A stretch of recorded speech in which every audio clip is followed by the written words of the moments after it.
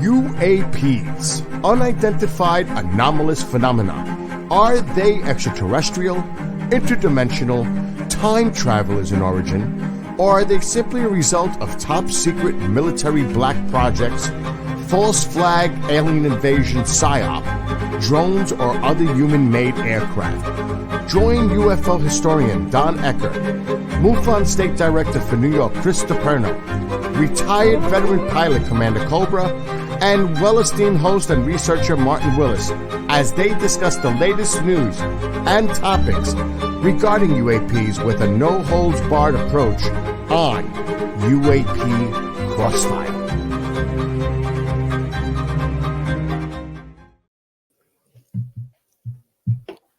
Hello, everyone, and welcome to UAP Crossfire. We are Commander Cobra-less and filling in for him right here, Marc D'Antonio, the one and only. And our guest for this evening is, did I point the wrong way? That's okay. Well, it might be the way it looks to you. But anyway, is Dave Scott from Spaced Out Radio. And of course, as always, we have Chris DePerno, MUFON of New York, and the one and only Don Ecker. And tonight's topic, we're going to be talking about, I was talking with Dave Scott, and he basically mentioned that, you know, with all the government, all the focus on the government these days, we're kind of seem to be losing touch about, you know, the experiencers, the UFO encounter people, things like that. It's all focused, seems to be focused on the U.S. government, what they're doing next. And it all started this last year. The real hubbub started with David Grush coming out June 5th. And it's all kind of been a focus on that type of thing. So why don't we kick it off, Dave? Why don't you give us your opinion on that the whole idea of that situation? Well, I want to state to your audience, first and foremost, I am one of the only actual real journalists in this field who went to school for journalism, worked in journalism, and who is also an experiencer of the UFO and ET phenomena as well. And I don't say that to brag, but I say it just to kind of line up my resume a little bit that, you know, it's very hard to stay away from the passion of UFOs and still try and call things down the line equally as a journalist should. But one of the things I noticed over time is, as we have since 2017, when the New York Times article came out, it really sprang into motion the scientific side of what UFOs are. Of course, we all got the acronym UAP. Some of us love to hate it. Others just use it because that's what everybody else is calling it. But one thing I had noticed was that none of the experiencers were having a say anymore. And unless you were part of the military, your experience absolutely meant nothing. And it really culminated back in May when I had a famed scientist on in the UFO field, and I'm going to leave his name out of it for right now, basically tell me that experiencers need to get the hell out of the way, quote, end quote, because they are causing nothing but problems for the people doing the real work trying to figure out what these UAP are. And I found that very insulting. You know, Gary Nolan from Stanford University even came out about 2 months after that and stated that the scientific community has to be more accepting of experiencers because they are the first lead into anything that happens, whether it's abduction, whether it's crop circles, whether it's cattle mutilation. It's them who are getting the start on everything. So I think there's been a real disservice in this community as we focus on government and confirmation, because I don't believe in disclosure. I believe that the experiencer has been pushed to the side. And after years of being called tinfoil hat wearing psychopaths and weirdos and every other name under the sun, now that we're finally getting some sort of confirmation that this phenomena exists, now we're being pushed out of the way as people who aren't credible. And I find that very disturbing. Thank you. Dave, Thank you. Go Dave, ahead. weren't you an experiencer yourself? Yes, I have recollection of being taken about 8 times now. From my understanding, reading a little bit about you, is that you didn't realize what summoning was, but you were actually summoning them, and you met 5 different species. Is that correct? Yes, that is correct. So when I first had my first experience, it had nothing to do with UFOs. I had an experience where I saw the angel of death in my mother's eyes. And 2 hours later, not knowing what channeling was, like, I have a remote beside me right here. To me, channeling was flipping the channels as fast as you could in order to find something that was on TV. And I didn't know what channeling was. And 2 hours later, I ended up channeling the angel of death, who told me how to keep my mom alive. My mom has since passed last year, but it was an eye opener for me. And then I started working with a gentleman named Pascal, who became a real guru to me. And one day, when we were working on opening myself up, he's like, the ETs keep telling me, or my guides keep telling me the ETs want to contact you. And I said, hell no, absolutely not. I don't want any of that to happen. And he goes, what if you don't have a choice? Well, the next thing you know, we keep seeing lights over top of my house. And the experiences started, and it culminated in 2 days in April of 2014, 5 days apart, where I was at a friend's house on their 10-acre ranch, and I got called outside. I don't know why. I went outside, and I asked, okay, where are you? You called me outside, and on my command, a UFO lit up on the ground, 150 yards away from me. A nice short par 3, right? I think I could have aced it. But I mean, that UFO I've never seen anything like that. 5 days later, I met a young lady named Samantha Mowat, who is a lifelong ET contactee. And I showed her, I met her at that farm again, and it was 2:00 in the afternoon. I walked into the back field with her, and she goes, let's go into the forest because I want to be able to see. I think we're going to see something. And I knew what we were going to see. And we walked into that forest, and she stopped me, and she jumps on this stump, and she goes, don't be afraid, but I want you to look that way, pointing north. Tell me what you see. And I turned, took a deep breath, turned, and looked. And about 200 feet in front of us was a 10 to 12-foot extraterrestrial staring back at us. And that really kicked things off for me. Wow. Interesting. Don, why don't you got any question or opinions or anything? Oh, do I have questions or opinions? I'm asking the right guy. Yeah. Okay. First, Dave, let me say that my wife, Vicki Cooper Ecker, is a journalism graduate, was a working journalist for years before she began publication of UFO magazine, which we ran for over 20 years here out of Los Angeles. I am a medically retired criminal investigator. So when I came on board the magazine in 1988, I decided ahead of time I would treat this subject, this topic, like I would have treated any crimes or cases that I was called upon to investigate. Now, in over 20 years, I dealt with many people who alleged, because I have to say alleged, I wasn't there, that underwent the abduction experience, at least what they told me. Now, at the very beginning, I got to tell you, I found that intimidating. I was afraid of possibly saying something that might cause these people harm. And many of them appeared in very fragile states. I can remember one person who came into the magazine, wanted to speak to my wife and I about his experiences, and literally broke down sobbing and in tears. Quite frankly, I didn't know how to react to that. So I came up with a solution I felt.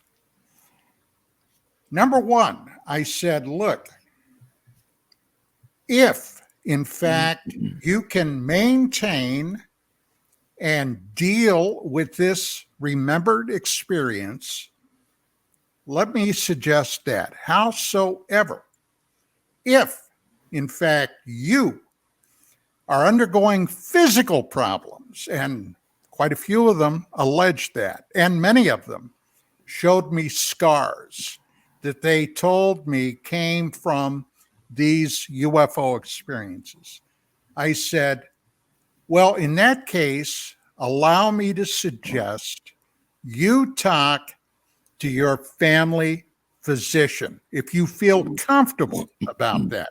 After all, your physician is a professional.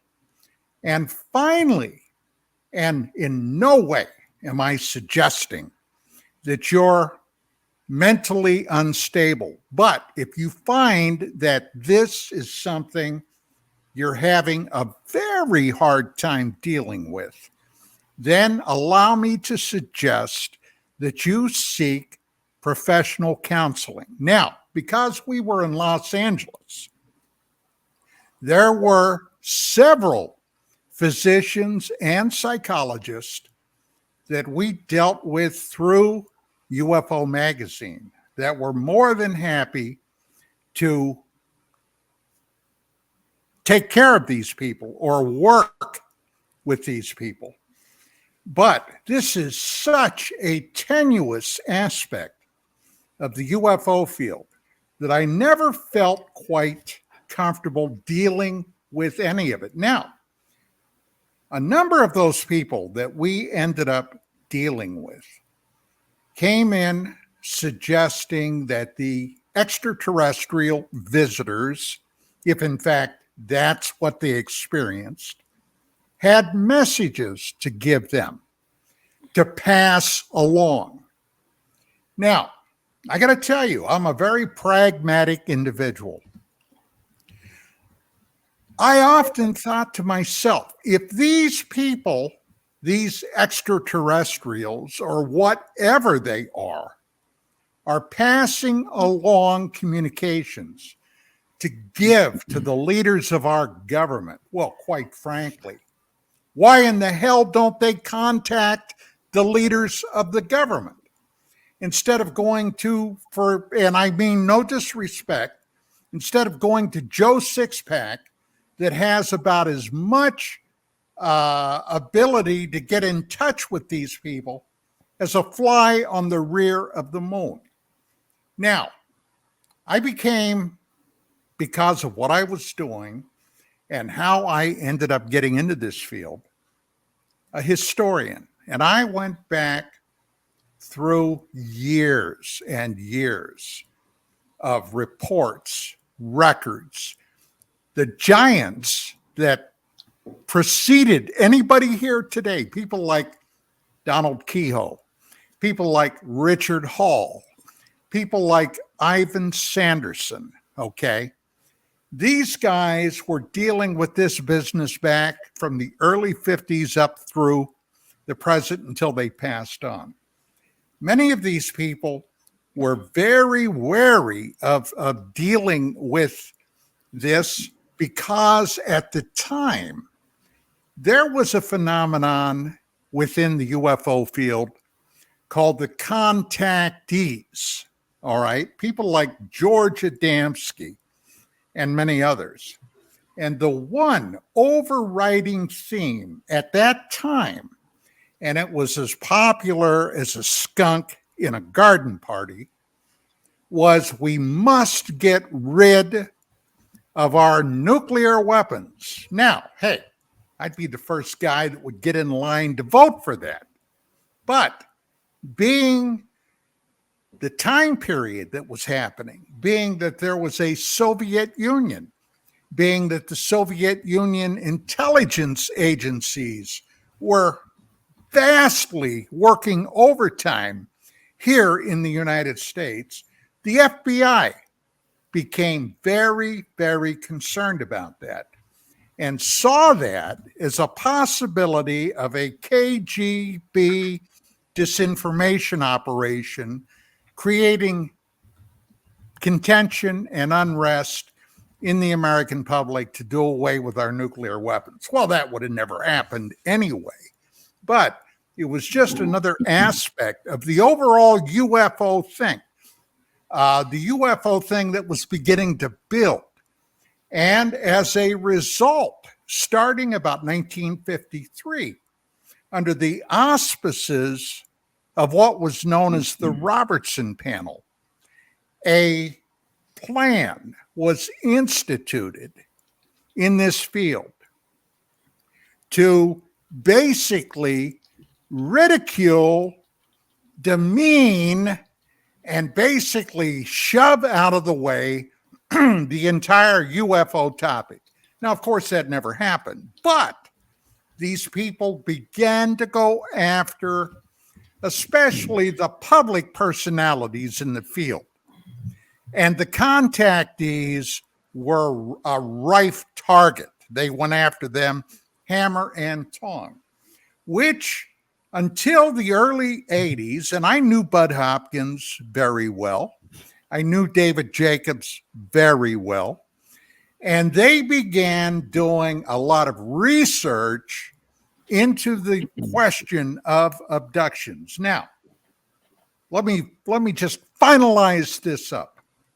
Do I believe that these people underwent some type of experience? Well, many of them, absolutely, yes, I do. Do I also believe, and have I witnessed many people claiming this in order to achieve a little notoriety? Well, out here in Southern California, back in the 80s and the 90s, we had UFO conferences, UFO get-togethers every damn week. And my wife, Vicki, and I went to many of them. And hey, there were charlatans galore. Now, that's not to demean the people that believe they actually had some type of event that happened to them.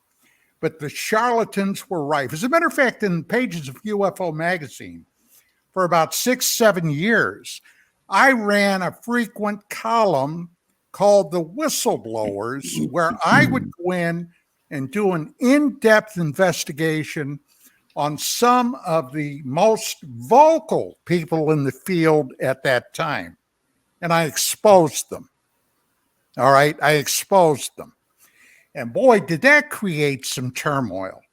Among other things, we were accused of being tools of the CIA, tools of the FBI, because we just wouldn't jump on any damn bandwagon. Well, the bandwagon was rickety in many cases. So the bottom line is, do I think that there's something to the abduction phenomenon? Yes.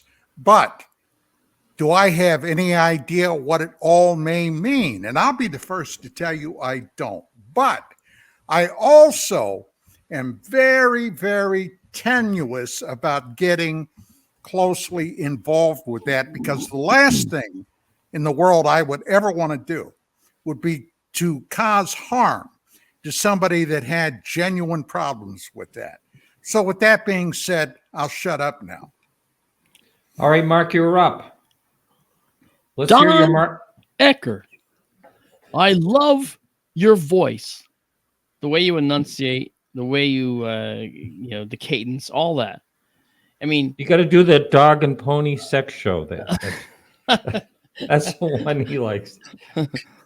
the dog and pony sex show. Yeah. Is that what this is, Don? I don't know about that.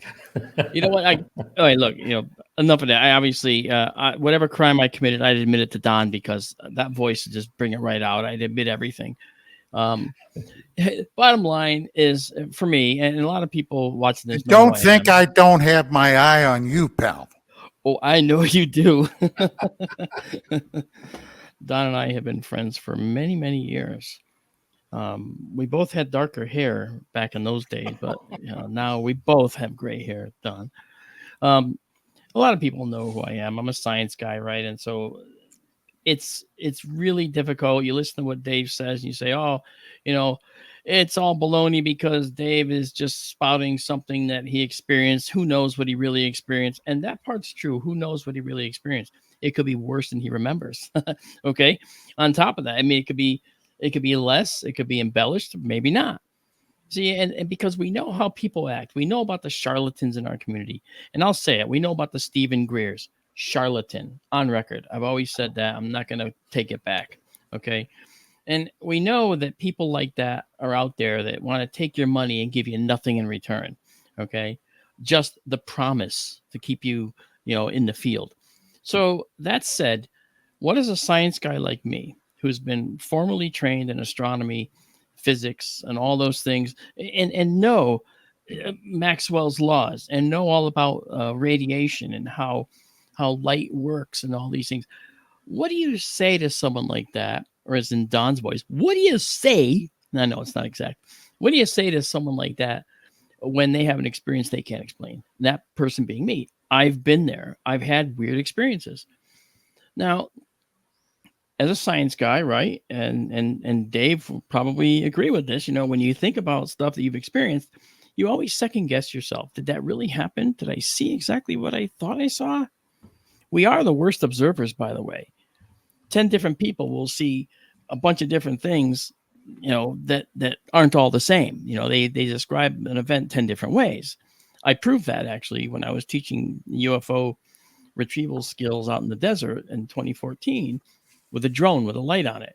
People thought it was a Raptor. People thought it was a small airplane out of control, but it was literally just me flying around a drone and trying to get their reaction. 30 people saw 25 different things. We documented it.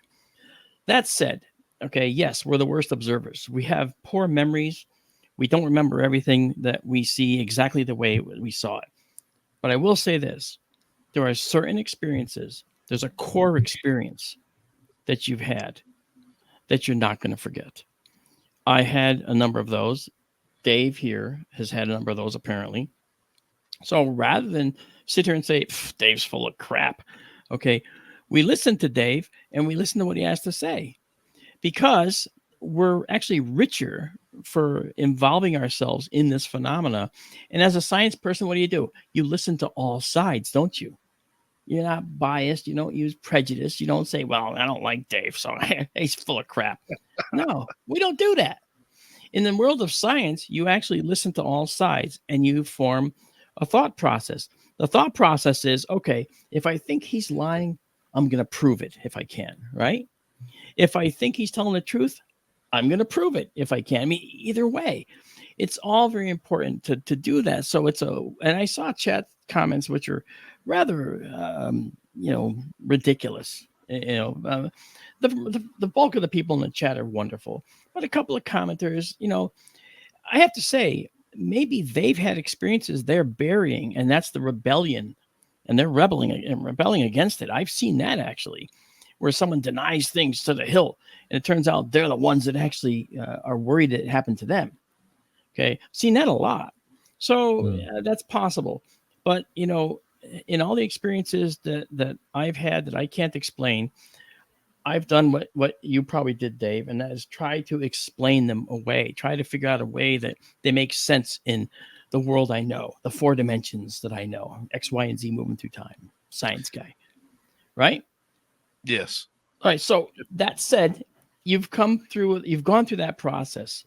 And so what I would say is that if you're being completely frank and honest with everybody, then we have no choice but to listen to your words and say, okay, this is what he experienced.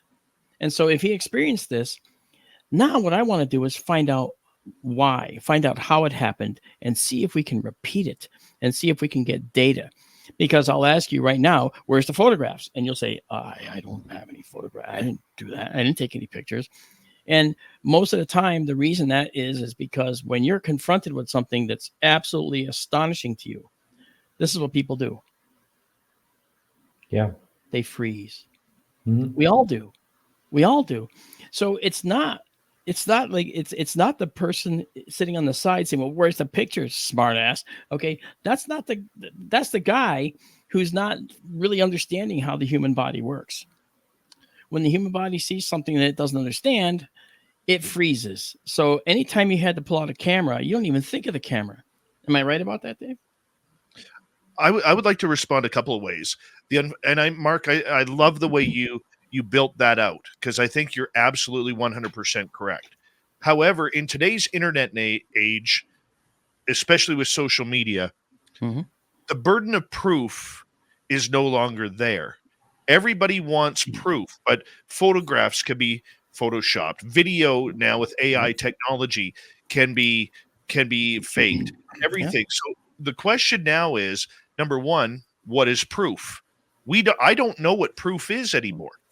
I'm not an investigator. I'm a storyteller. I'm a journalist. And when Yep. I say storyteller, I'm not saying fake stories, creepypasta stuff. I know what you mean. Okay. But number two, with the advent of and the advancement of social media, science has become about opinion.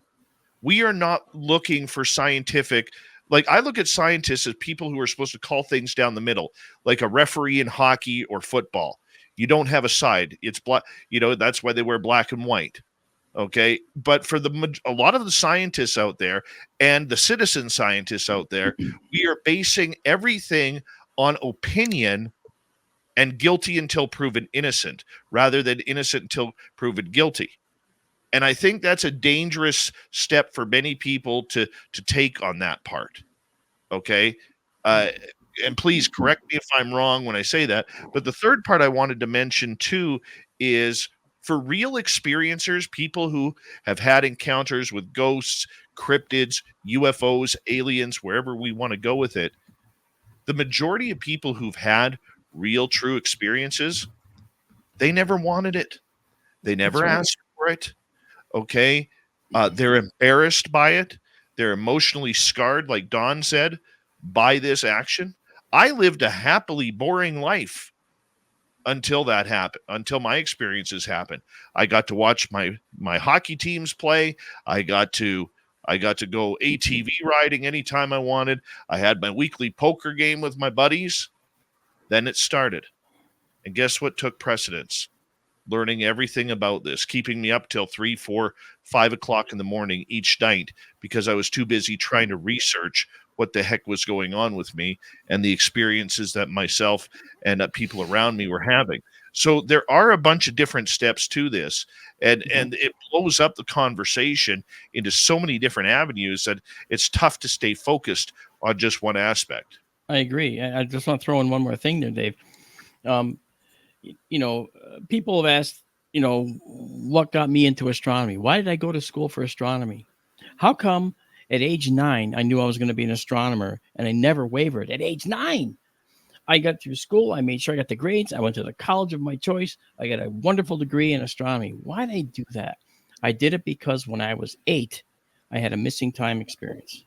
Mm-hmm. And that missing time experience so affected me that I knew that there was something from out there that was involved in that missing time. And to this day, I don't know what it is. I'll tell you this. That's the reason that I went down that path. And so many people, just like you say, okay, change their whole lives when you end up having an experience like this. And that was just the start at age 9, right? So you can see that a lot of people can either ruin their lives with this, make something of their lives from this, and so forth. And, when it comes to people saying, oh, they just want to make money at it, you know what? We'd all like to get paid for doing the things we love. There's no doubt about it. Okay. And that's fair. But this is nothing you do for love. This is the kind of thing you think of at 3 a.m. Who's paying you? And then this is the kind of thing you work on projects for at 2 a.m., 6 a.m., all the way into the dark of the night. Who's paying you then? Nobody. Your passion is speaking. How come we can accept a baseball player or a football player making $20-30 million a year for our team, but we can't accept somebody making, say, $100 a night on super chats on YouTube for doing the exact same thing? Pure jealousy. Pure jealousy. And by the way, anybody can make an evening, criticism of something, watching somebody trying to make a few shekels, but very, very few people can be a pro ball player, a pro hockey player, etc. So, yeah. Hey, look, I wrote a novel in 2004 that was published. Okay. Believe it or not, people that I knew, weren't friends with, but people I knew, criticized me to the nth degree. Oh, he just did it to make money. Well, no shit. I did it to make money. Yeah, but it was also a labor of love. And making money doing something that you're working hard at is not a bad thing. Yeah, and you just mentioned super chat, and by the way, I think YouTube takes something like 44% of that or something like that. So they take a big chunk out of that. So I'd like to just chime in for a minute and just say, when I first started this show, coming up on 13 years ago, I stayed away from like the what they called abductees and stuff like that, because I thought it was a little too far to go. And then, I started thinking more deeply about it, like, well, and of course I put the human spin on it. If we're out there exploring, would we just go to a place and that's it? Or would we want to look at some samples, so what's living there and all that. And then, I ended up having a face-to-face conversation with Travis Walton early on, and also Jack Weiner from the Allagash, and I'm trying to think who else it was, Charlie Foltz, both from the Allagash incident. And, I got to tell you, looking right in their eyes and having the discussion, I think, I started saying, oh my God, there's really something to this. And one of the things that I've said it a number of times on my show personally, that I can't understand what it would be like having this happen in my life and still try to function in everyday things. I mean, I think it would be all absorbing, and there would be like nothing else I could think of. So let me hear what you, how is that with you? Would you compare that in any type of way with you, Dave? I think it's almost there, but like I'm even reading a lot of the comments, people are like, where's the proof? We're tired of stories. We're tired of no evidence. And I understand that. I don't mean to shoot down that portion, because there should be evidence, but you got to realize a lot of people cannot prepare themselves for when the phenomena strikes. I mean, you don't know where lightning is going to strike. You don't know. Mark, have you been able to predict when a UFO is going to come in? Oh, yes. In fact, I'm selling tickets to the next viewing for $1 million a piece. You and Mr. Greer. Yeah. Right. Do that. Yeah. Of course not, Dave. You're right. I mean, even when I was able to summon a UFO, I didn't know when it was going to show up. We just knew that it was coming. Summon a UFO? Yeah. And how did you manage that, Dave? Oh, it's a weird process. It's a lot of meditation, concentration, a lot of woo stuff that I don't even believe myself. I mean, I had a couple of instances. One thing that I do want to say, that people who don't know me, 95% of my experiences that I've had have been with eyewitnesses who have seen it. Now, granted, Mark, I understand. I fully agree with you with what you said earlier about, we are the worst observers of all time. But I've been glad that the majority of my experiences have been able to have other people there to corroborate kind of what we saw when it happened. We had an experience this past summer, right in the middle of a forest out here where I live in British Columbia, where we had what we thought was a bear at our base camp growling at us. And then when we started running towards our base camp to kind of scare what we thought was a bear away, that's where we saw the UFO and two alien grays on the ground within 30 yards of us. And we actually may have actually got that on camera, may not. I cannot say whether or not we got it on camera for this film project that we might or might not be working on right now. So, trying to be specific. Dave, Specifically non-specific. Dave, I'd like to go back and ask you about your experiences. You said you had experiences. Yeah. I'd like to talk to you about your experiences with the 5 species. I think it's important to hear more in depth about that, especially when you name one of them Carl. Am I correct on that? Yeah, Carl, that bastard. Oh, he's a bastard, or is he a Oh, good guy or a bad guy? What's his story? he's a good guy. So April 20th, 2015. Yes, I know the coincidence with 420, and I do not take part in the hippie lettuce. Okay. I was broadcasting my show, and at my old house, I had my little makeshift studio at the front of my house, right beside my front door. And I had a Chihuahua Dachshund cross where if there was a crosswind, there'd be about 35, 40 minutes of barking, right? And my other big dog would follow through. And all of a sudden, I was kind of facing the corner, like if there was no wall, I'd be facing the front door on the other side. And I had a window on my left, and out of my peripheral vision, I actually saw a something move out the window. And I'm thinking, oh, damn it. One of our friends came over for a late night coffee, which was par for the course at our house. And they forgot I got this stupid radio show going on now. And they're going to come to the front door. They're going to knock or ring the doorbell, and the dog's going to go crazy. And barking dogs in the background don't make for great radio. So after a couple of minutes, I realized that there was no sound at the door, and still saw something moving outside. Okay, well, who's here? I put my mic. I was interviewing a guy named Harvey Kraft. He was an author about Buddhist topics. So we're talking Buddha that night. And I put my microphone on mute. I swiveled my chair this way to look out the window, to stand up and look out the window to see who is there. And there was a giant alien gray head staring back at me from outside the window. So I did what any man would do. I screamed and I fell backwards in my chair. And I then jumped back up, and this thing was gone. Completely gone. And he needed a nickname, so I gave him the nickname Carl, and never saw him again. But I've had experiences where, Mark, you would probably know, or anybody would know, experiencers will have an understanding of the energy pattern when things are around.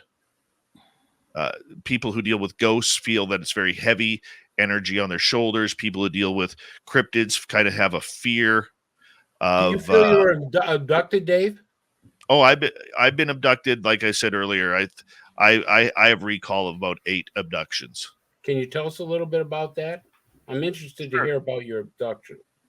The first one happened on September 30th, 2014. Went to bed as normal. I'm a heavy sleeper, and I woke up to the feeling of children's fingers rushing through my head like this. And I picked my head up. I was like on a steel. I remember being like on a steel table, but it wasn't cold like steel. And I turned my head to the right, picked my head up, turned it to the right. There was no light, but I could see a light source kind of bouncing from the left. Turned my head over to the left, and there were 3 little gray dudes, about the 3.5, 4 footers standing there. And they were wearing these blackish silver bodysuits. And I remember thinking, holy cow, I've been taken. And I just kind of put my head down and okay, let's get this done. And I felt them cut open the back of my head and try to put an implant in. And next thing I know, I was laying on top of my bed, which I never do. Well, I don't sleep on my stomach. And I woke up and ran to the bathroom. My head was pulsing like I had a really bad hangover going on. And I ran to the bathroom, and honestly, does it make it sound gross? I had the best piss of my life coming back from that trip. Let me ask you, Dave. Sure.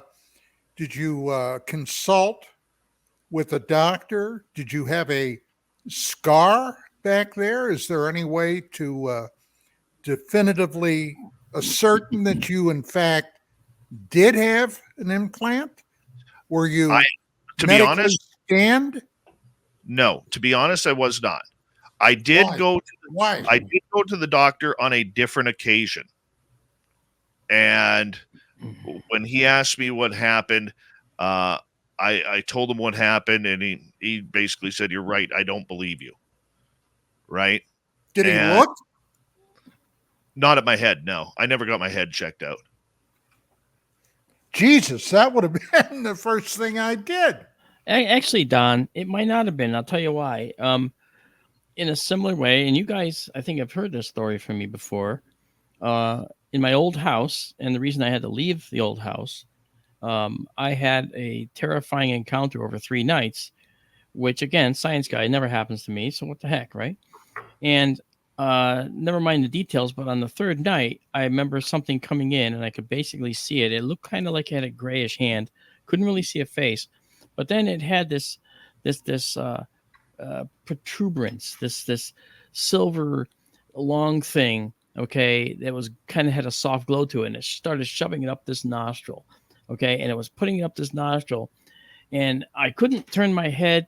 Okay, because I couldn't move, and I couldn't move my eyes, which is really the most disconcerting thing. I tried to look at it, and I couldn't move my eyes, so I was fixed gaze. So I only had peripheral vision.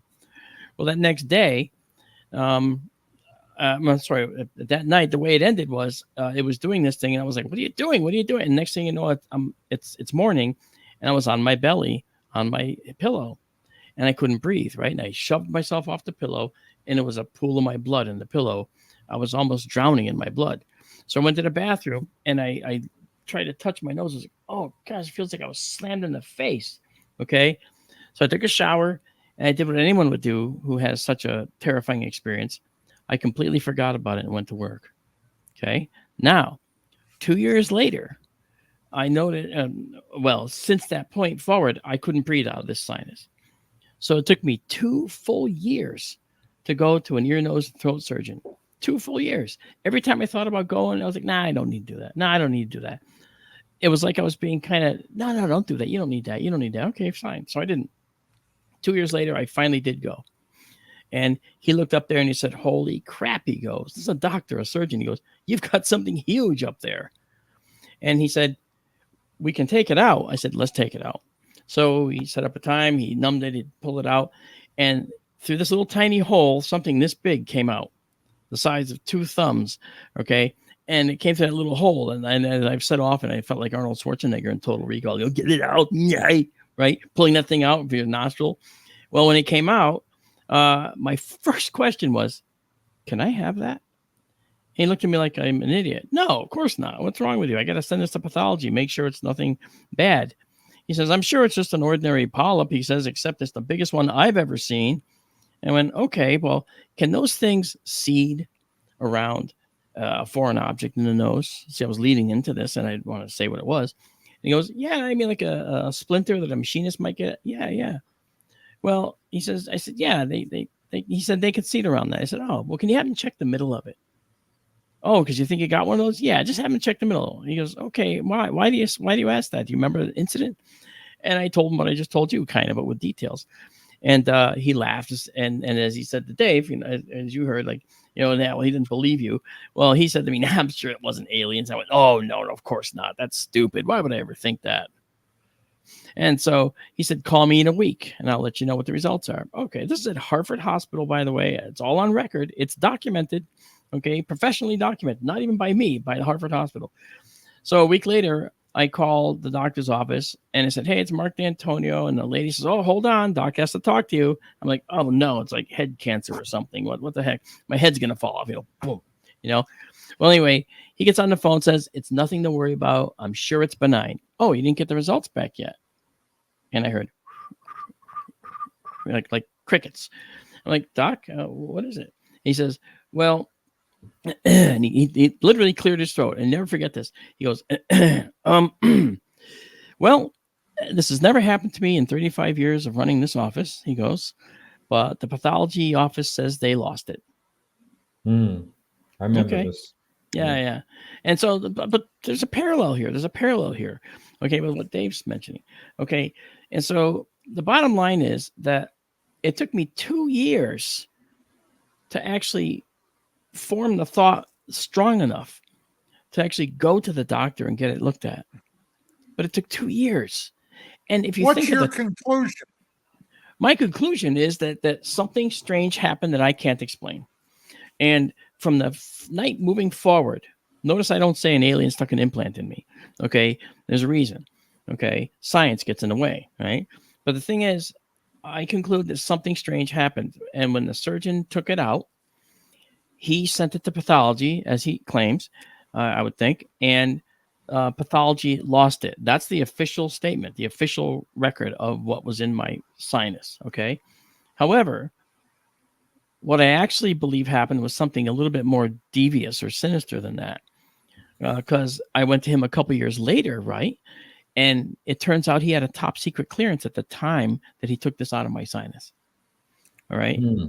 And I had one too at the time. I don't have it anymore. I got rid of it because it's too invasive.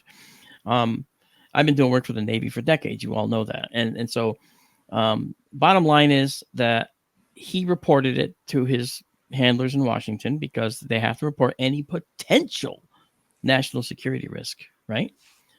So whether this was real or not, they came and got it. Very simple. In fact, I was ordered to do the same kind of thing. And instead, I would call the program offices and tell them, hey, you got to tell people what this thing is flying in the sky, okay? Because they're calling it a UFO, and you're going to just get too much unwanted attention. And so they'd release a statement saying, oh, that's one of ours, kind of a thing. And then y'all go home.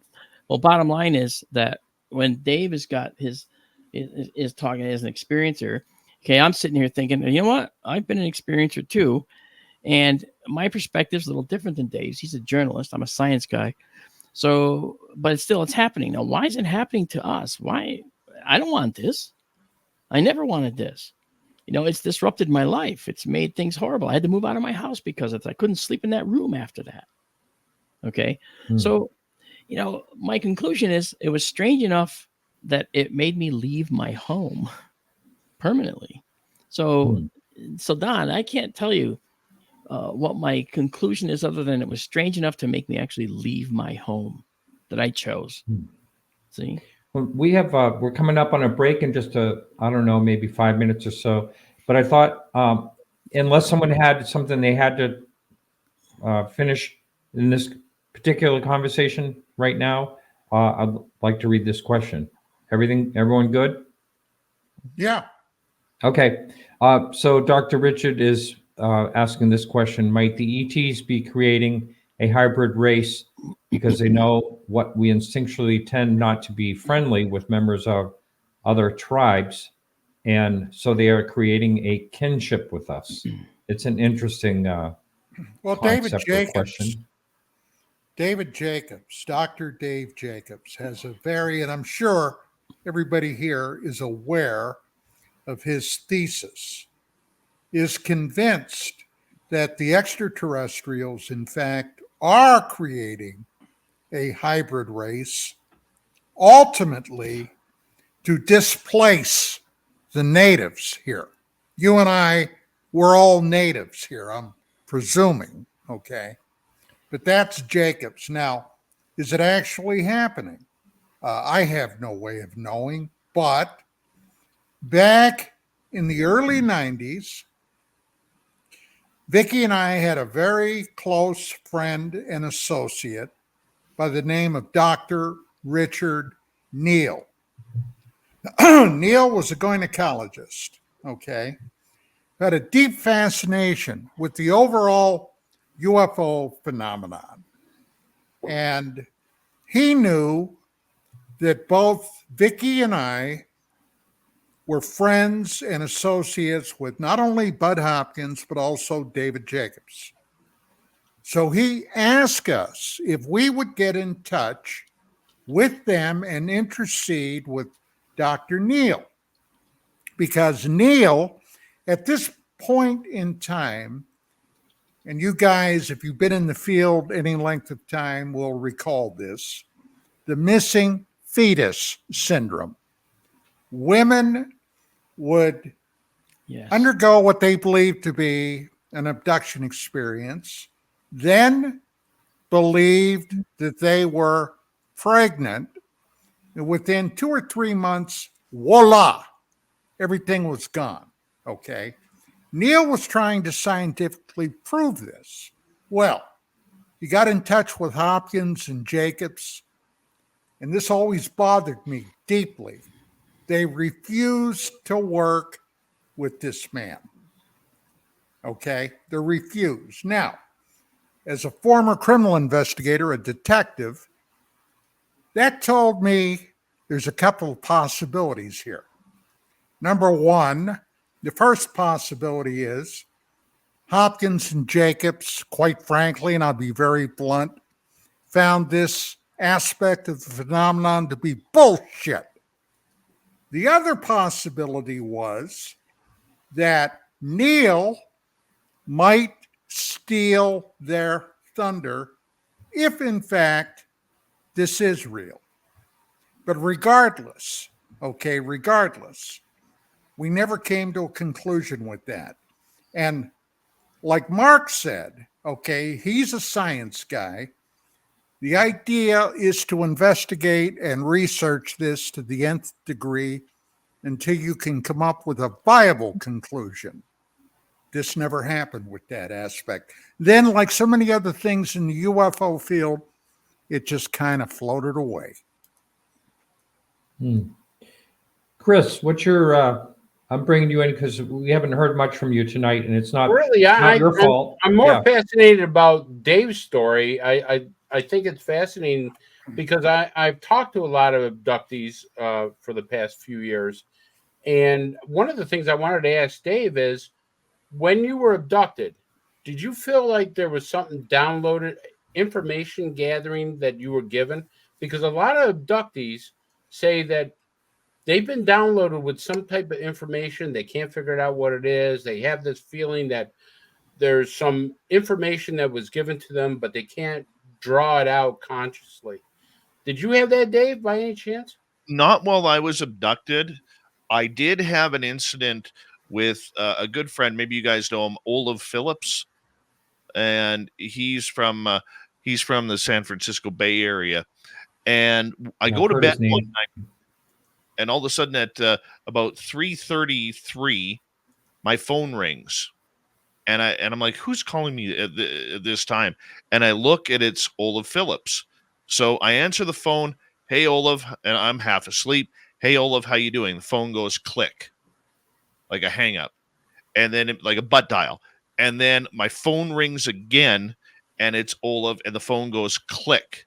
So I called Olaf right back and said, "Hey, Olaf, if everything's okay, get a hold of me. You just tried calling me twice." I left him a voicemail.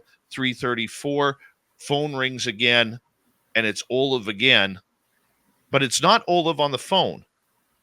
It goes, there was this sound, just trying to find the picture of it here.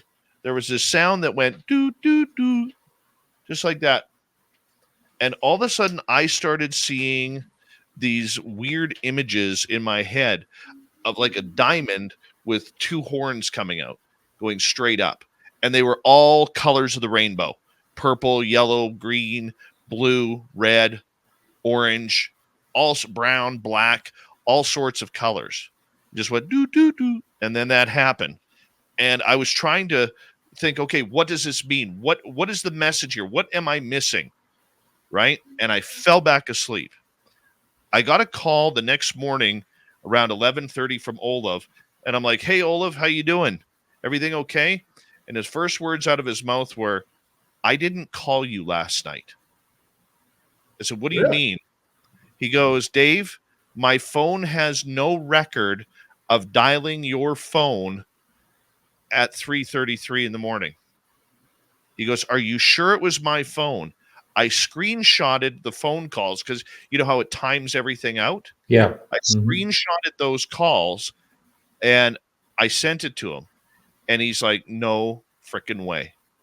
No way that this happened." Because he was busy, passed out. He had a good night with some work buddies, and the tequila got going, and he was long gone before we even reached that point, wherever he was at that point. And I don't know. I don't know what these shapes were. I don't know what anything was regarding it. But to this day, that's one of those mysteries. But no, getting to your point about downloads and messages of peace, love, and light, and we're all going to run around naked in a happy frou-frou village. I've never got that. Never got that. Actually, it's the quite opposite that I've gotten. They've had terrible nightmares and frightening experiences, and information that they've gotten is destruction of this planet. Yeah, I've never got the planet destruction. I don't even recall talking to any aliens. Okay. Now, on 2 occasions, I have seen people there with me. Dr. Bob McGuire, formerly of the CIA and NRO. One time when I was I like to call them dream states. Okay. One time when I was in this dream state, and I apologize, that might not be the correct term that I should be using. It's just what I call it. I had a dream that I was being chased in a hotel by 2 aliens, and Bob McGuire was there, and Bob was being chased by them as well. And I woke up the next morning. It felt like I didn't sleep a wink. Everything on my body was hurting. Every joint on my body was hurting. And the first thing I did was, once I got ready for work, I called Bob on my way to work, and I said, "Hey, Bob, how did you sleep last night?" He goes, "I tossed and turned all night." He goes, "In fact, my wife even got up because she thought that there were intruders in our house last night. She heard footsteps downstairs. So she went to check it out." I said, "Weird." So I told him what happened. He goes, "Oh, that's interesting." Typical science answer. That's interesting. But it was 8 hours later, he called me back and said, "You're not going to believe this." I said, "What's that, Bob?" And he says, "I checked my Fitbit last night. My Fitbit has me walking around for 90 minutes last night. I was in bed, Dave." He goes, "I don't recall waking up." He goes, "I talked to my wife. She doesn't recall me waking up. She usually gets up when I crawl out of bed to see what I'm doing. There was nothing." Wow. Hey, we have to go into break, so we'll finish this story when we come back. Hang in, everyone. We'll be right back right after these messages. Hello, and we're back. And our guest Dave should be back in a moment. And also, there he is. And we're back, and we were talking just before the break. You were finishing up. Did you basically finish up there, Dave? We're good on that story. Okay. Sure. All right. I have a question for you. I cannot hear anything. Just this is all opinions, and I'll start with you, Dave. Okay. Say that David Grush came out this last June, and he had, when he started talking about the crashed UFOs, I went, "Oh my God, maybe that's way too far of a step or whatever." Say David Grush came forward, but he didn't talk about crashed UFOs or UAP.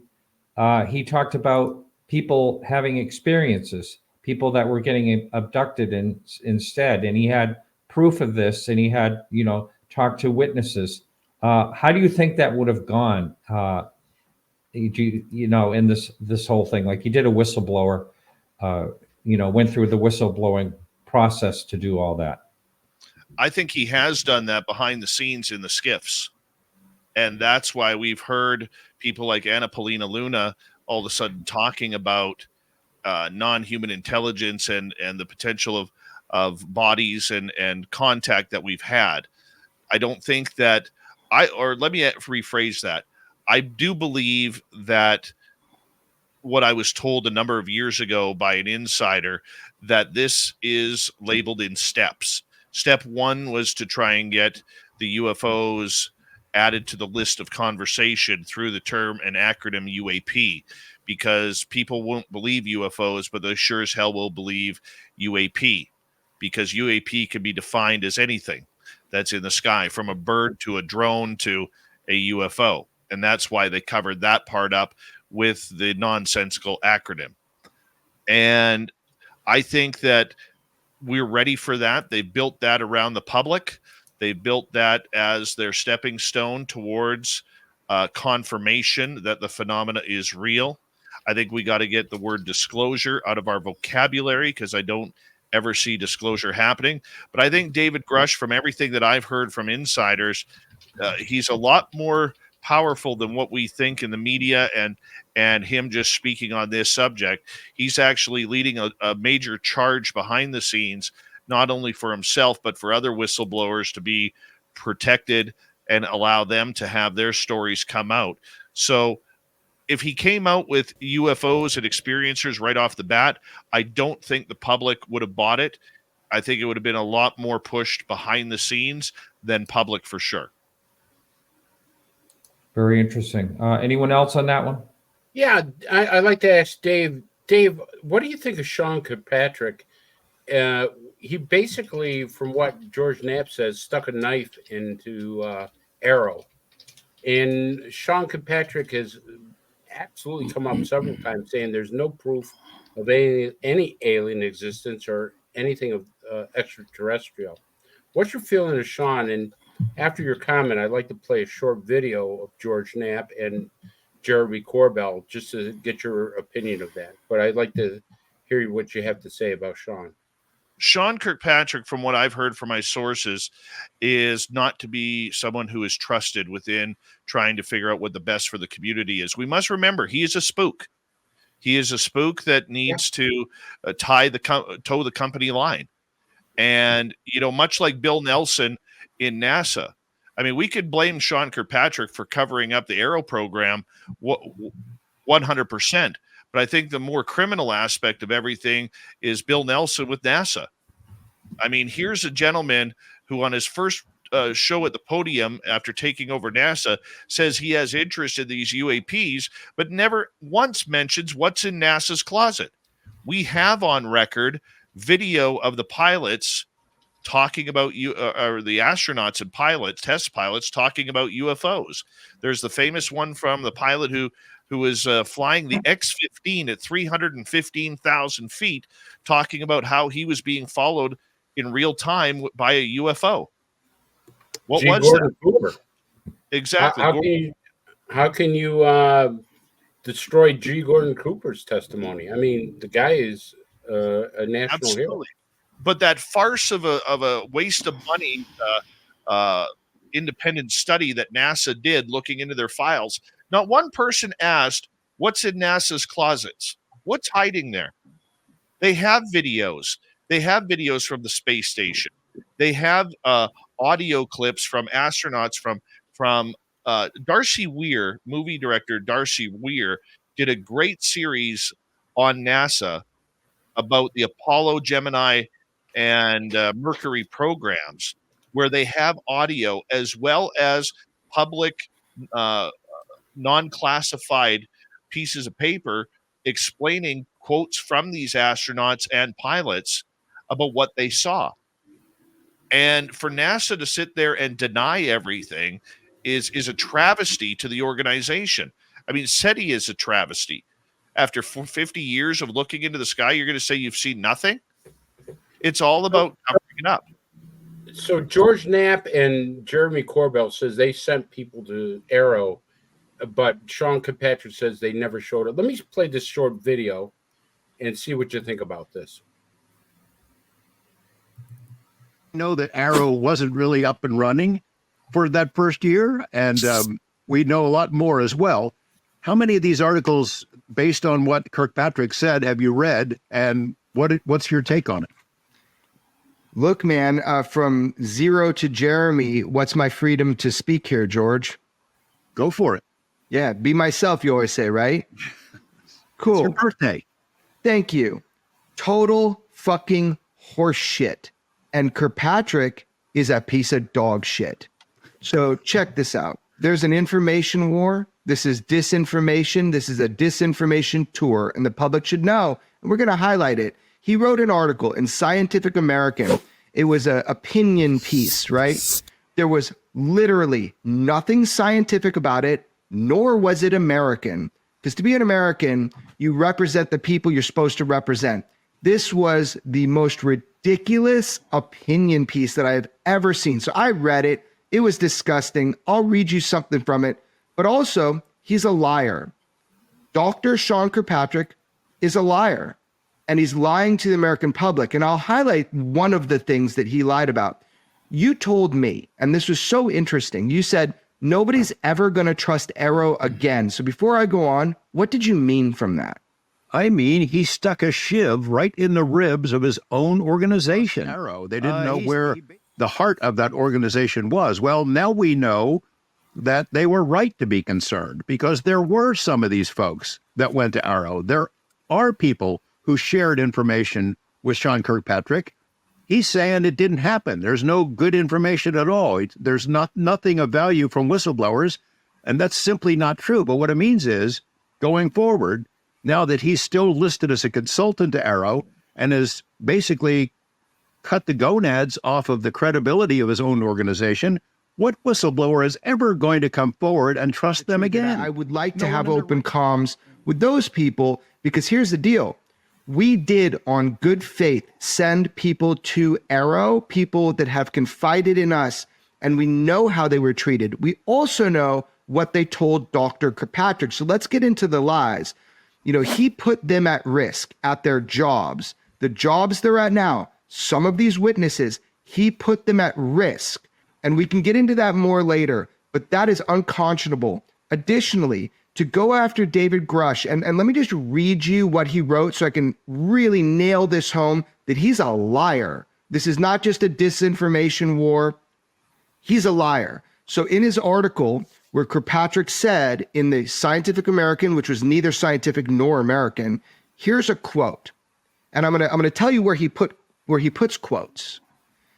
As of the time of my departure, none, let me repeat, none of the conspiracy-minded, in quote, whistleblowers in the public eye had elected to come to AARO to provide their, quote, evidence and statement for the record, despite numerous invitations. So let's just take David Grush. Is that true? It's not true. That's a lie. So there are FOIA-able back and forths between Kirkpatrick and David Grush that will become public. I have seen them. Wow. Dave, I'd like to get your opinion on that, and everybody's opinion. Well, it'd be nice if Jeremy didn't have to swear. Yeah, I know. Now I'm going to have to change the explicit thing on the on the podcast. Yeah. You know, I've talked to one whistleblower who reached out to me about a month ago, and he cannot come public just yet. He's trying to, but he's waiting for whistleblower protection in order to come out. I have had this gentleman vetted by a friend of mine who works in an alphabet agency. So I know this guy is telling the truth, or he's truthful with who he says he is. He tried to reach out to AARO to no avail. He sent emails. He sent phone calls to Kirkpatrick. Nobody ever got back to him. Not a soul. And I believe we have to understand that, and I saw a comment in the chat room regarding this, you know, Susan Goff, who does the PR for the Pentagon and all the alphabet agencies, she runs that place with an iron fist. She really does. And she's not on board. We know that she has tried to downplay the level of importance of Lou Elizondo and Chris Mellon through prior tensions between those two and Goff. And we know that she was one of the ones who handpicked Kirkpatrick for his role in AARO. I think Kirkpatrick, I wouldn't call him a liar. I would say his hands were tied.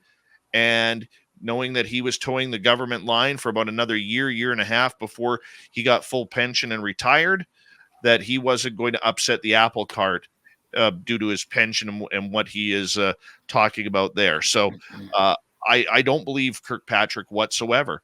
There's more than a plethora of evidence that shows that what he is saying is not true, unless every video that we have seen is not UFO, and every piece of evidence that have been provided by whistleblowers and people who've spoke in front of Congress, as well as commercial pilots who have had encounters, is false testimony as well. So it's very hard to take what he says without any sort of skepticism. Yeah. I personally just would like to chime in and just say that Mario Woods, I've become pretty good friends with him over the last few years. He actually did testify. He's a firsthand witness. He had, there was an incursion over November 5, a nuclear missile site in South Dakota or North Dakota, I can't remember. And he was out there, and, you know, there were beings involved. He didn't really want to talk about that too much, but he did. In the 4 hours and 19 minutes that he testified to AARO, he told them everything. And he's a firsthand witness. So how can Kirkpatrick say that? You know, I mean, here he is, a veteran.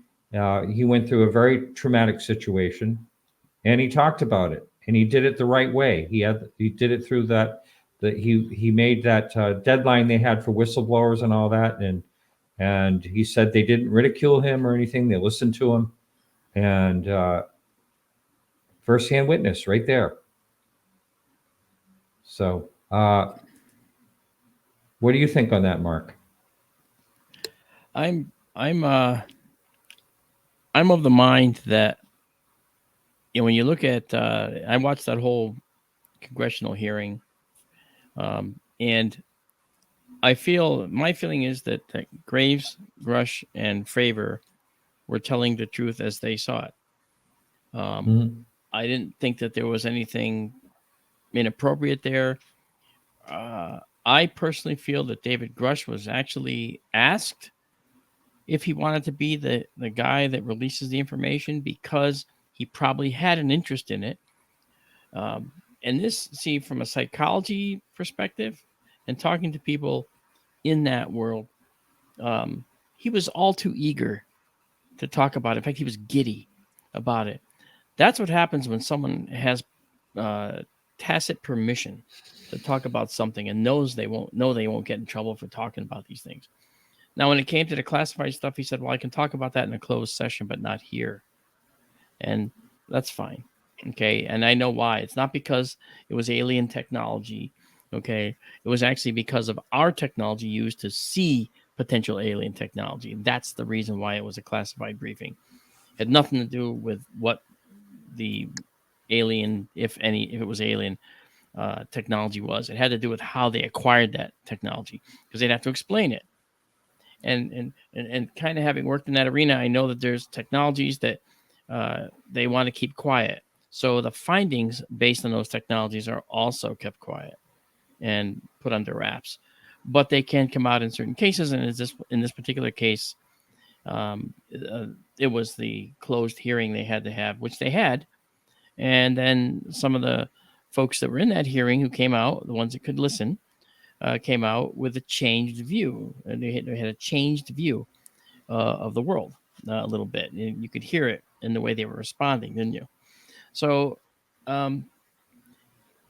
if it's a misinformation campaign and they're lying, well, I know they're lying, first of all. There's more that they could release that they did not, obviously. I have a feeling that it has something to do with the fact that they know that this technology is there and all around us, and there's nothing they can do about it. So the extent to which it's around us is what they're hiding. Remember my situation, okay, on the U.S. sub, right? Decades ago, that's plural, decades ago, I was on board as a guest, okay? And I know some people bristle when you say, oh, you're a guest. Yeah, well, too bad. Stuff it. That's what we're talking about. That's what it is. That's as far as it's going to go. But I was, as I said, I've done work for the Navy for decades. So I was on this sub at sea, and they saw something rip through the sonar at several hundred knots. Okay, several hundred knots. Right. So look, where's that story? Where do you hear about it? You heard it from me. You didn't hear it from anyone else because they haven't talked about it, except they tracked it. They were able to track it.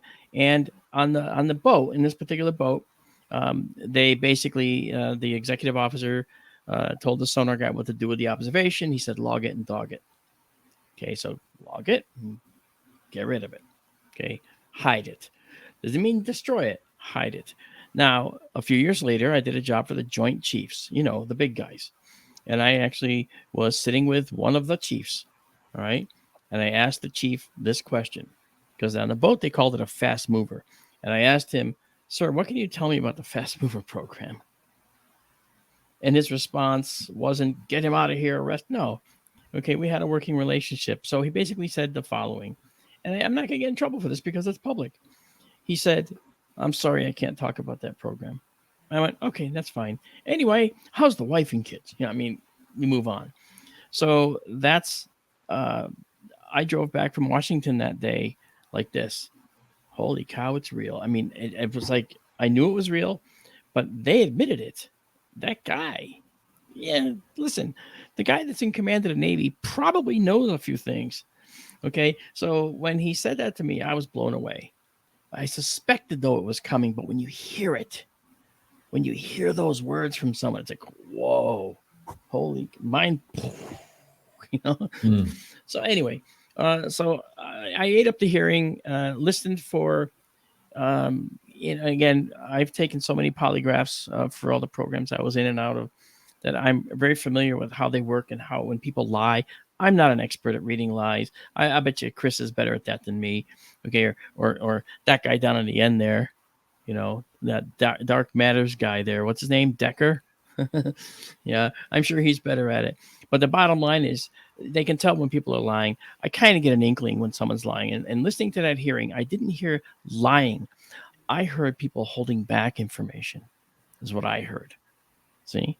So I was on board with it, and I felt that it was a good thing. If you don't believe in disclosure, that's fine.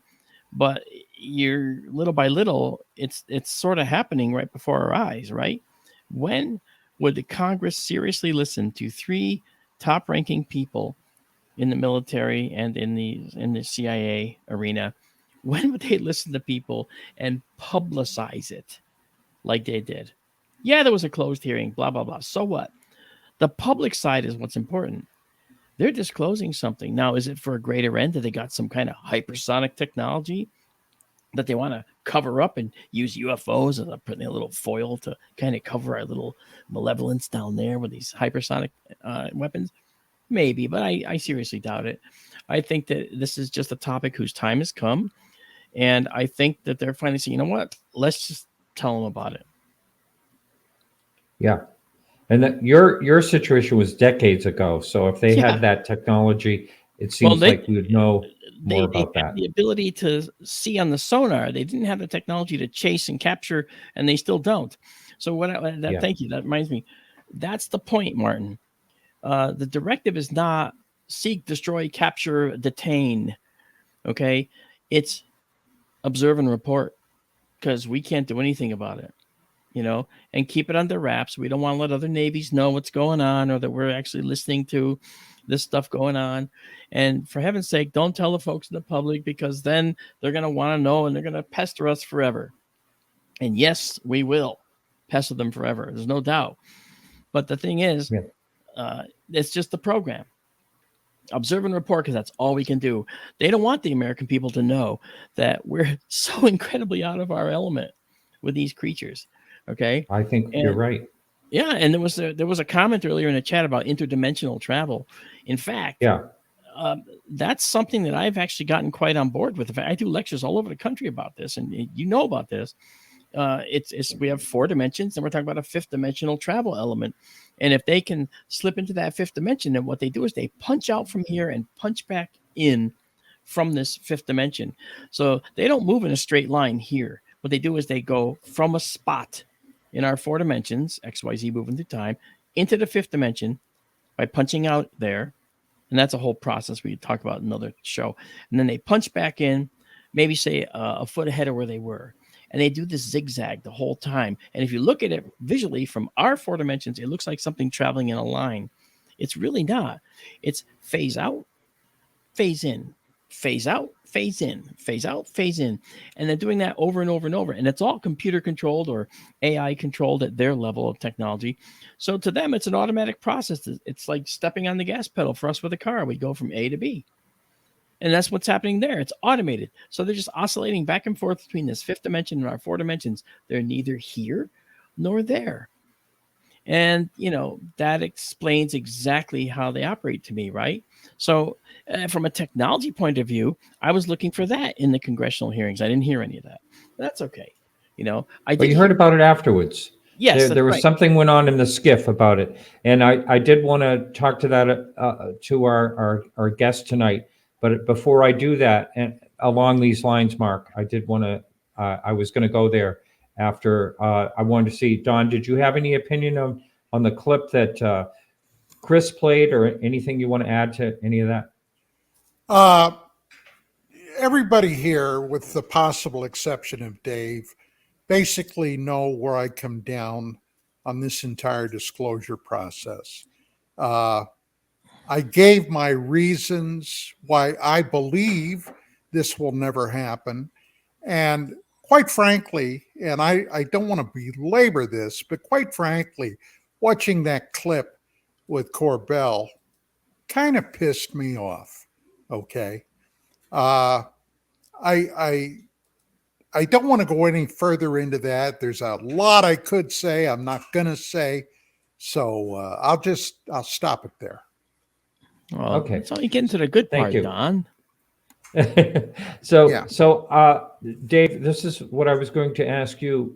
How would you view that your encounters with these beings, whatever they were, could be something that was, and it's a little off of what you were talking about, Mark, but just the theory of interdimensional, that seemed to come up. That's come up lately, sort of like a buzzword, a little bit of a buzzword. But could you theorize that it's a possibility of what you've been interacting with had something more to do with interdimensional, or do you think that it's from another faraway galaxy or star system or whatever? Good question. I have debated this so often on whether or not there is interdimensional travel and or time travel going along with things. I think it could be a combination of everything. It is scary if they are time travelers, because it just shows that an evolution of humanity is going to be very ugly in the future. We're not going to be looking like we are now. And for some of us who have faces for radio, maybe that's a good thing. That being said, Don, I would 100% agree with what you're saying. I don't believe in the disclosure movement at all. I really don't believe that we are in disclosure. That's why on our show on Spaced Out Radio, we call it confirmation. We're in a confirmation movement that there is something strange going on. Disclosure means tell all. And that doesn't matter how wacky the story is, but confirm or not confirm anything that's happened. Whether it's Eisenhower meeting aliens, whether it's Lazar at Area 51, whether it's, bodies in Roswell. It could be anything of the topic. That's disclosure. That's true disclosure. And what we are seeing is a confirmation. But getting back to your question, Martin, in regards to what I think my encounters have been from somewhere else, out in space. That's what I'm tending to believe. But do I have proof of that? No, I do not. It could be interdimensional. It could be time travel. But I think it's a combination of all three. We just haven't figured it out. Anyone want to jump in on that opinion? I've jumped in enough. Well, there's a congresswoman that came out I guess after they had a briefing on it, and she had was said, now Luna. whether it's true or not, that David Grush never mentioned anything about extraterrestrial aliens, but he did mention, interdimensional type of situation, and he's always been alluding to that. Apparently, he had a briefing with some Wall Street people and some government people in New York City just recently, where again, I think the topic was based more on interdimensional. Dave, did you hear anything about that? Yeah, there was some thin words that came out about that topic where he did mention about interdimensional species and everything like that. But why are you speaking at Wall Street? I think that's the bigger mystery that we need to look into. And one of the things that I am trying to figure out, and I don't have a good grasp on it, maybe you gentlemen can help me as well on this, is I think right now what we're seeing is a very dangerous disclosure for dollars movement. There's a lot of different companies and organizations that are Bingo. pushing to get into the money game. I mean, we've seen it with Ryan Graves. We've seen it with Enigma Labs, which is an entire different entity that's, if the rumors are true, and Mark, I'm sure you've heard them being part of MUFON, they are trying to take out MUFON within the next few years. I also where'd you hear that, Dave? Sources. I also have it on some reasonably good authority that they're actually doing very poorly. Well, of course they are, because I know someone that's leaving there actually. Me too. Yeah. Oh, Yeah, I would probably like the to same hear person. that off the record. Let me pop in for just a second, and especially on UAP Crossfire, we've been kind of kicking around the idea of interdimensional versus extraterrestrial, blah blah blah. Hey guys, if in fact either of those options are real, ET, interdimensional, what the hell is the difference? They're both alien. So, for the sake of the discussion, they're alien. So I don't see what the big deal is about those two things. I agree. They're alien to us, whatever they are. That's for sure. And I also want to say, Mark, you mentioned something about, I believe you said earlier that the reason that they're not being so transparent about it is because they don't know everything. And I say that a lot. I do believe that is true. And because they don't know anything, they don't want to look like fools saying we can't protect you because we don't really know exactly what's going on. They don't care I about think they know a lot more than we know, but I don't think they know everything. They don't care about the being made fools part. They care about how it looks to our adversaries.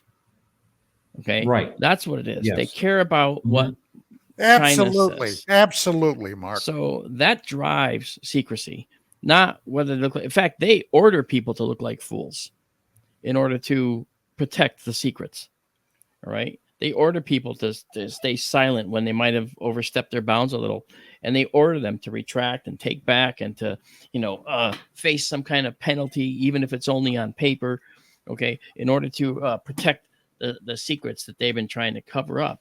So the secrecy is driven by not wanting to give away to our adversaries anything that they could potentially use against us or get a technology leverage against us. They don't mind being made of fools. In fact, they look for that. Okay, they actually look for that opportunity because then they have somebody they can blame it on. Say, oh no, see, hey, they said something out of turn over there. They're fools. Okay, and that guy that accidentally revealed some technology, I have a personal history of knowing how this happened with several cases where I worked on projects. Okay, they just threw the guy under the bus and basically said, "You're the fall guy because you said something. Now you could possibly." Give our adversaries a way out. So we're going to make an example of you. You're going to be coming out publicly and saying you made a mistake. And they had to. Okay. And it wasn't a mistake. It was factual, but because it was something that was going to give away information to our adversaries, they chose to make that guy fall on the sword for it. And they do that a lot, So they may know more than they let on. But what you heard in that congressional hearing was what they wanted you to hear. Okay. That's why, as I said, that's why when Grush was talking, he was smiling the whole time and nodding. Okay. Why? He was immune. He knew he was immune to controversy and to problematic or treatment and to any kind of punishment because he was saying what they told him to say. All right. He was totally immune, acting like a little kid on the school ground. I know a secret and I get to tell it. That's kind of where it was going. And he basically, I think, disclosed what he was told he could disclose. So, yes, there's more. We all know there's probably more. But I felt it was actually quite an eye-opening congressional hearing, because here we were now, the Congress of the United States, 3 high-ranking people, all saying things that we want to hear to Congress. All right. First time in history. That was actually a very important maneuver. And was it all generated? No, I don't think it was fake. I think it was actually a measured, careful release of data, and not nearly all the data.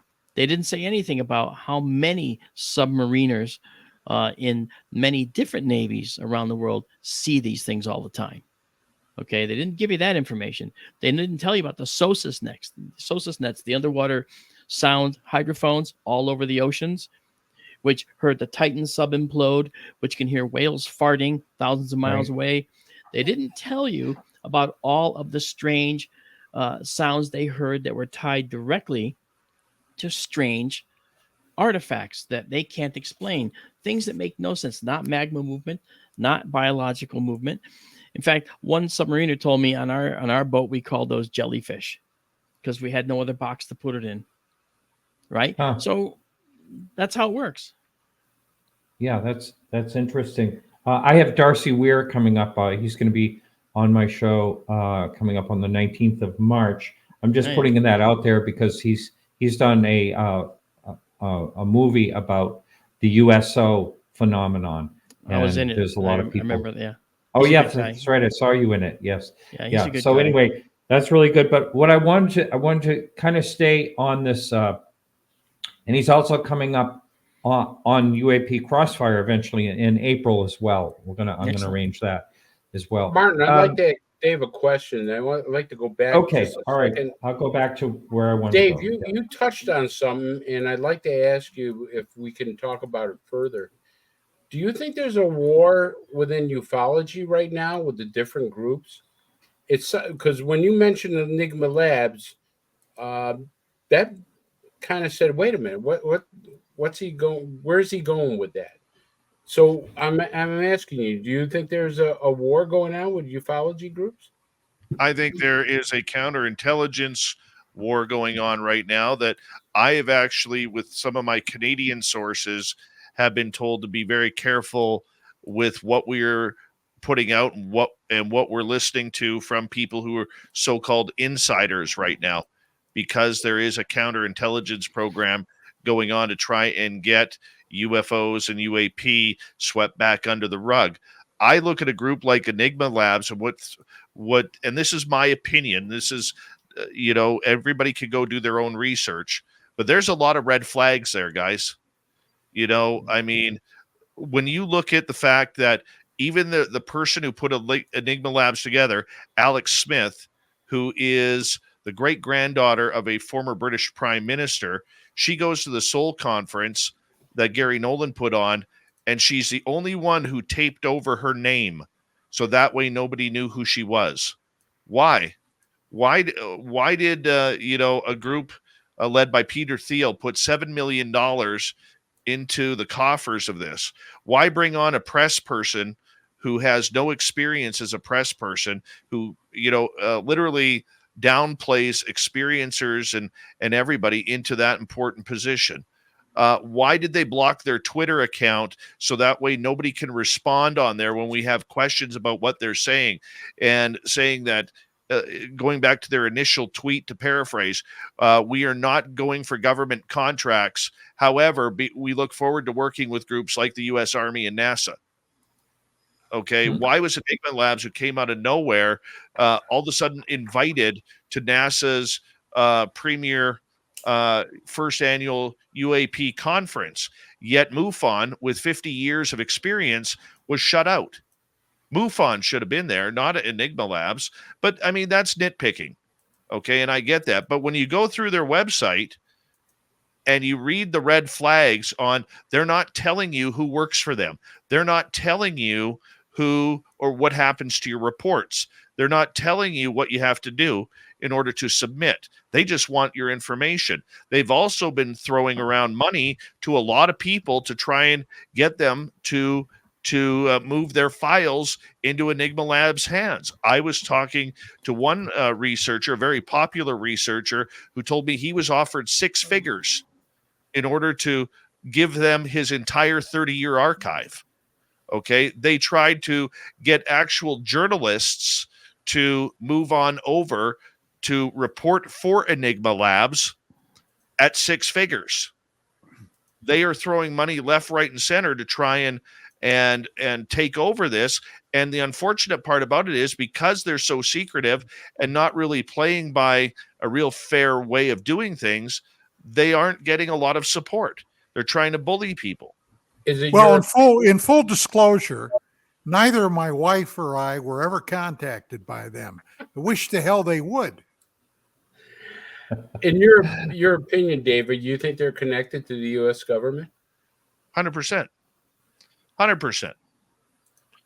And if you go on their website, one thing that I learned in journalism, and Don, you probably learned this through law enforcement, is when you learn to read between the lines, that's where the real story is.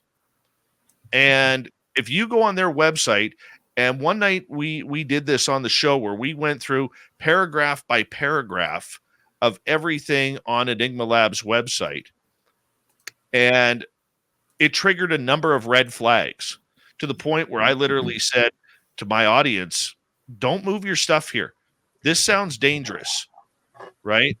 Because in one hand, they're telling you they don't want government contracts. They don't want to be government affiliated. But the next thing you know, they're working with government agencies and trying to get that almost that Bigelow effect where, you know, at one point in the FAA handbook for pilots, it said, if you see something anomalous in the skies, call Bigelow Aerospace or BASS at such and such a number and report it.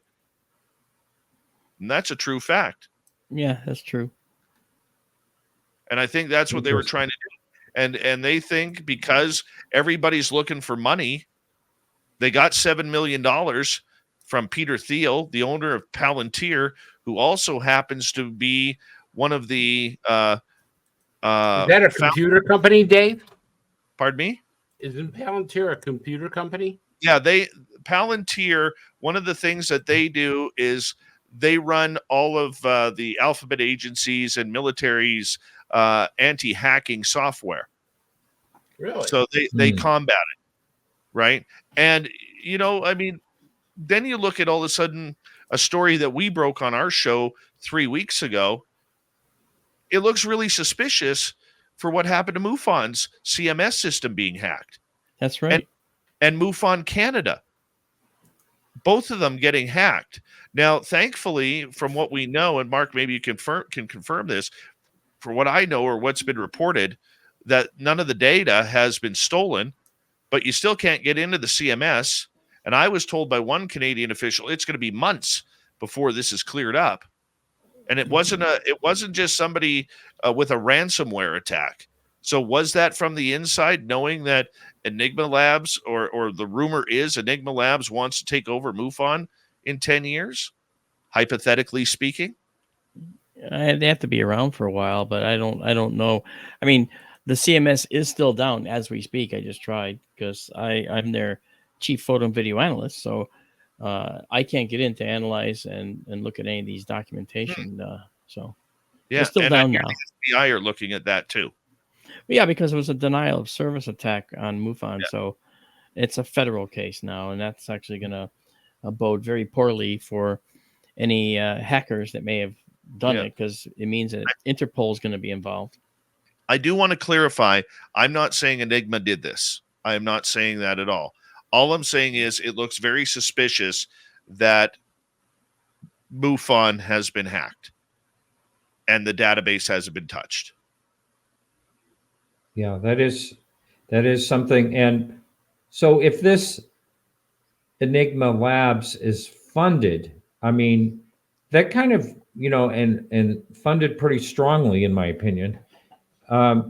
Whenever you mix this type of thing with money, things seem to happen. When they're, there's some suspicion there, whenever there's incentive that involves money and information. So yeah, I had no idea how all that came about. So thanks for, filling us in on all that. Thanks, Dave. I wanted to shift gears. What's that, Chris? I just said thanks, Dave, for answering that question. Yeah. Oh, thank you. So I wanted to shift gears just a little bit, just for an opinion here. We when we were talking about, the theme of the show and that type of thing, and it wasn't just experiencers, it was also people that have had UFO encounters and things like that, and there's been a real focus on military, but it's kind of like not really looking at any of the other encounters that, witnesses such as, say, policemen or, anyone other than military. There's some major things that have happened over the years, and a lot of really good, credible witnesses. And I think that's kind of a shame. I understand that they're looking into military mostly because the data is more easy to get a hold of and things like that. But we also have, there's plenty of information, I'm sure, when it comes to the FAA and, non-military. And so I just wanted to kick that around if anyone has an opinion on that in particular. Well, in Vietnam, I was in Southeast Asia for 26 months. I was a member of the United States Army. And I got to tell you, there were a number of cases that have happened during the course of that conflict. Several of them actually happened very close to where I ended up stationed on the demilitarized zone. Now, this was prior to my time there, but in 1968, toward the latter part of the year, several objects flying in headed south from North Vietnam, which of course was the communist North, into the former Republic of Vietnam, were sighted on radar. And the Air Force launched several F-4 Phantom jets to interdict these things to find out what they were. Now, the immediate reaction was, good God, the North Vietnamese are flying MiGs down there. And that's not what it was. What it was still is unknown. But the Phantom jets, the F-4s, scrambled, got up there, got a radar lock on at least one of these things, fired their missiles, made a direct hit. This thing blew up and came down right on smack dab in the middle of the DMZ. Now, the next day, at this time, this was primarily a Marine center of operations, U.S. Marine Corps. They sent some patrols up there to find out what in the heck it was that came down. And they located the spot where this thing crashed, or they thought it crashed. All they found was an immense burned spot. No debris, no junk, no airfoil, nothing. Now, that was a very strange occurrence. And quite honestly, they were flummoxed by that. Now, there's a river up there. There were also, during the war, the United States Navy had gunboats up there patrolling. PBRs. Yes. And they had reportedly a number of accounts where they witnessed discs coming in. But one of the strangest reports, and this was even documented by, I believe it was Mr. John Keel, who documented this. Military RTOs, radio transmitter operators, picked up some transmissions on some very odd frequencies. These frequencies were in common usage during the Second World War. And these transmissions, which were recorded, sounded, and this is going to sound crazy, but sounded like they came from World War II military encounters. They never figured that one out either. Now, what are we talking about here? Was this pure BS? Or was maybe there some kind of breakdown in interdimensional space? I don't know. But actually, they always sent a chill up my back. Don, how many years ago was that? Vietnam. What? Yeah, when you were there, how many years ago from today, or from the time I went over I went over in 70. I went over in 70, and I was wounded in 72 and left.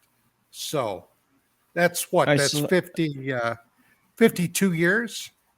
Okay, and at that time, they were hearing World War II conversation. Somebody did, yes, reportedly. I didn't hear it. Okay, so around, I didn't around mean 1970. I didn't mean to suggest I heard it, but yeah. Okay, no, that's okay. But it was like around 1970 when they heard World War II era communications from 1945 or 40, 44. Whenever, yeah. All right. So if those were communications, let's just spitball and have fun. If that was communication being played to people on the ground to try to say, hey, look, we don't know the language, but let's communicate with what we've picked up in the past, then that means that they've come from a certain number of light years away, where if they're traveling as quick as I think they do, then they can get to our planet in a very short amount of time. And so therefore this interdimensional travel would put them here mere minutes from the time that they might be like many light years away. So how many light years away would they have to be to hear that? They'd have to be, 1970 to 1944, say, right? So maybe they heard it when that information got to them, and they recorded it and said, hey, let's keep that and let's play it back to these ants when we get there. And then they get here, and of course, for us, it's years and years later they play it, and it's something from these aliens past, because it was recorded in their history annals, back in the time when it was only from their perspective 1944 on Earth, because it takes light that long to travel to their location. If they're going to record a conversation from us, they're going to get it from however long away it is and through how much time elapsed.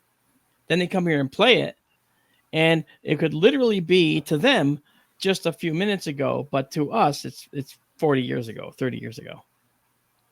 So I think that's I never even considered that, Mark. But actually, you didn't. that is that's a brilliant supposition. Yeah, my brain hurts. Yeah, I'm sorry, but if you think about it, right? If you think about it and work it through, if they could travel relatively quickly in just say a few days, then to them they might have just recorded it, because they might be. It was 1970. They might be 35 light years away. So what that tells you is now we have a 35 light year radius around our planet to look for intelligent worlds. Right. With the James Webb Space Telescope. Ooh.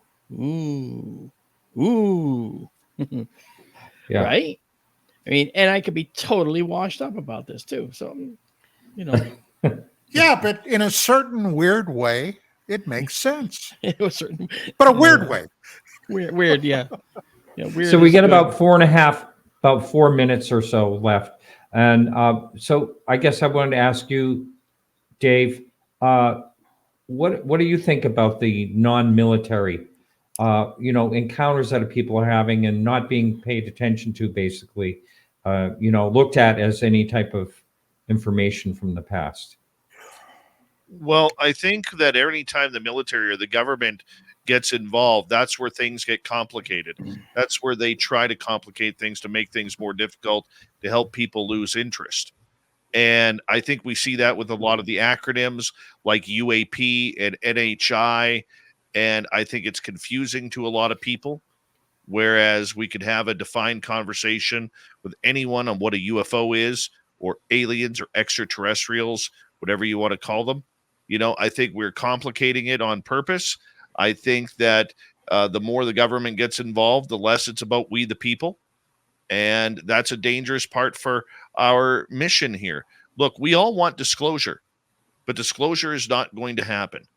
And we need to take disclosure out of our vocabulary, call it a confirmation, because they are confirming that there is something happening. They're not confirming what it is, how much they know. Let's remember, the U.S. government has a lot of secrets at places like Wright-Patterson Air Force Base, Area 51, and others that they don't want you, me, or the adversaries to know about. And that all covers under UAP. Lou Elizondo's publicist said it best, that that was just put out the other day. He said that Elizondo is one of the premier investigators into UAP and UFOs. There is a difference between the two, and we keep exaggerating the UAP effort in order to try and bring it all together because it's the popular term. Well, the term Right. UAP originated because UFO connoted tinfoil hat. So they had to rebrand it because they intended to actually talk about it seriously. And every time you mention the word UFO, someone's in the back room blowing up a green plastic alien and putting out in front, okay, and giving you the tinfoil hat. So UAP approved by the government. Therefore, it's not silly anymore, and we could talk about it, but it's exactly the same thing.